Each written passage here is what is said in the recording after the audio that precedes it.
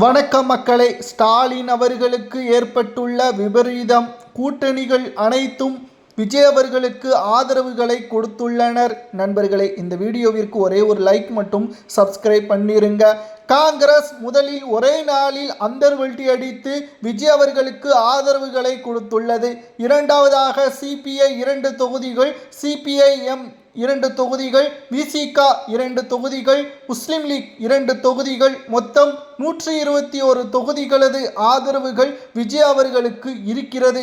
தனி பெரும்பான்மையை நிரூபித்து விட்டதன் காரணமாக ஆளுநர் மாளிகைக்கு சென்று கொண்டிருக்கிறார் விஜய் அவர்கள். தற்பொழுது ஸ்டாலின் அவர்களது நிலைமை மிகவும் மோசமாக மாறிவிட்டது.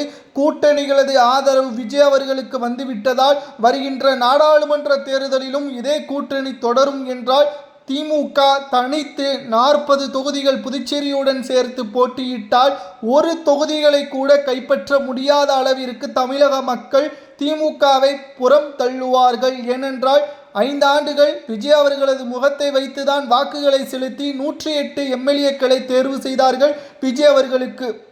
இக்கட்டான சூழ்நிலையிலும் கூட அதிமுகவினரது ஆதரவை எதிர்பார்க்காமல் தற்பொழுது கூட்டணிகளது ஆதரவுகளை எதிர்பார்த்து விஜய் அவர்களுக்கான ஆதரவுகளையும் அவர்கள் கொடுத்ததன் காரணமாக இனி வரக்கூடிய அரசியல் கட்ட தேர்வுகள் தாவேகா மற்றும் அதிமுக என்ற இரு கட்சிகளுக்கிடையே தான் மோதலும் இருக்கும். திமுகவின் கூட்டத்தில் ஒரு கட்சியாக மாறும். ஏன் தேவைப்பட்டால் அதிமுகவின் தலைமையை கூட திமுக ஏற்கலாம். இப்பொழுது கூட விஜய் அவர்களை வீழ்த்துவதற்கு எடப்பாடி பழனிசாமியிடம் சுமார் 17 முறை தொடர்பு கொண்டு பேசியுள்ளனர். அதற்கு எடப்பாடி என்ன கூறினார் தெரியுமா?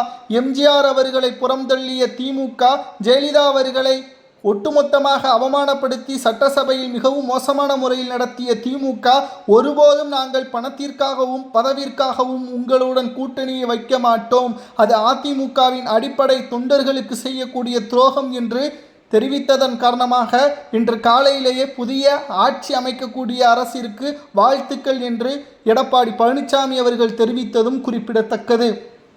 ஸ்டாலின் அவர்களுக்கு மிகப்பெரிய சிக்கல் என்ன தெரியுமா? 10 ஆண்டுகள் ஏற்கனவே ஆட்சி அமைக்க முடியாத அவலநிலை ஏற்பட்டது. இனி விஜய் அவர்களோ அல்லது அதிமுகவோ இவர்களுக்கு இடையே தான் போட்டி. இனி தமிழ்நாட்டில் திமுகவிற்கான வளர்ச்சி வாய்ப்புகள் கிடையாது. கூட்டணி இல்லாமல் திமுகவால் தனித்து போட்டியிட்டால் நிலைமை என்னவென்று மக்களுக்கு நன்றாகவே தெரியும். அதைவிட ஸ்டாலின் அவர்களுக்கு நன்றாகவே தெரியும். கொளத்தூரில் தோல்வியை தழுவிய ஸ்டாலின் அவர்கள் அதற்கு முன்பாக என்னவெல்லாம் கூறினார் தெரியுமா? மோடியை எதிர்க்கக்கூடிய ஒரே சக்தி என்னிடம்தான் இருக்கிறது என்று கூறினார். இந்தியாவை நான் சொல்லக்கூடிய வார்த்தைக்காக காத்து கொண்டிருக்கிறது என்று கூறினார். ஒட்டுமொத்தமாக கொளத்தூரில் ஏற்பட்ட தோல்வி ஸ்டாலின் அவர்களது கண்களில் இருந்து வரக்கூடிய கண்ணீராகவே பார்க்கப்படுகிறது. இது அவர் மீது இருக்கக்கூடிய குற்றம் சாட்டுதல் கிடையாது. அவர் சரியான ஆட்சியை கொடுத்திருந்தால் மக்களும் சரியான ஆட்சியை எடப்பாடி பழனிசாமி அவர்களுக்கும் ஸ்டாலின் அவர்களுக்கும் தொடர்ச்சியாக வாய்ப்புகளை வழங்கியிருப்பார்கள். ஆனால் திமுக 5 ஆண்டுகள் செய்த ஒட்டுமொத்த அராஜகமும் மக்கள் மத்தியில் இருக்கக்கூடிய கோபமும் திமுகவை புறம்தள்ளி அதிமுகவிற்கான வாய்ப்புகளாக உருவாக்கியுள்ளது.